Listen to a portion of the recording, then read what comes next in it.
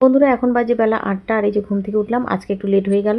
তো চলো বিছানাটাকে তুলে নিই। বিছানাটাকে তুলে নেওয়ার পরে ঘরটাকে আমি ঝাড়ু করে নিচ্ছি। তো শুধু এই ঘরটা না, বাকি ঘরগুলোকেও আমি বিছানা তুলে নিয়ে ঘর ঝাড়ু করে নিয়েছি। আর এদিকে দেখো দিদি চলে এসেছে। দিদি চলে এসেই কিন্তু উঠোন ঝাড়ু করতে শুরু করে দিয়েছে। পরে গেলাম কোর পাড়ে, হাত মুখ ধুয়ে ফ্রেশ হয়ে নিয়ে এই যে মাকে আটা বেলে দিচ্ছি। মা কিন্তু আটাটা মেখে দিয়েছে, আমি বেলে দিচ্ছি গোল গোল রুটি। তো মা এখন রুটি ভেজে নিচ্ছে। কিছু রুটি কিন্তু মাও বেলে নিয়েছে। তো এই যে যেগুলো আটা এই যে মা এখানে চেলে রেখেছে ওগুলোকে ড্রামটার মধ্যে ঢুকে নিচ্ছে। এদিকে দেখো 2 শালিক দেখলাম। এদিকে ছাগলটা এসেছে খাওয়ার জন্য, কিছু খেতে দিতে হবে। এদিকে রুটি হয়ে গেছে, তারপরে কোয়াশ ভাজা চা দিয়ে আমি রুটি খেয়ে নিচ্ছি। আর এদিকে দেখো জামাই দেখো জ্যান্ত চায়না পুঁটি মাছ নিয়ে এসেছে। মাছগুলো কিন্তু বেছে নিয়ে এসেছে। তো মাছগুলো এখন মা রান্না করবে। আর এদিকে দেখো এই পুঁই শাকগুলোকে এগুলোকে মা রান্না করবে। তো এগুলোকে মাকে আমি ভালো করে কেটে দিই, ছোটো ছোটো করে কেটে দিতে হবে। তো দেখো মা আর আমি দুজনে মিলে শাকগুলোকে কেটে নিলাম। তারপরে কিছুক্ষণ পর স্নান করে চলে আসলাম। এখন বাজে বেলা 2টা।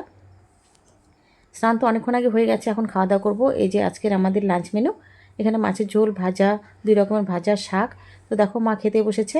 তো মার কিছুক্ষণ আগে খাওয়া দাওয়া হয়ে গেল আর আমি খাওয়া দাওয়া করে নিয়েছি। তো মার বাসনটা মা মেজে নিয়েছে আর আমার বাসনটাকে আমি মেজে নিলাম। চলো টাটা।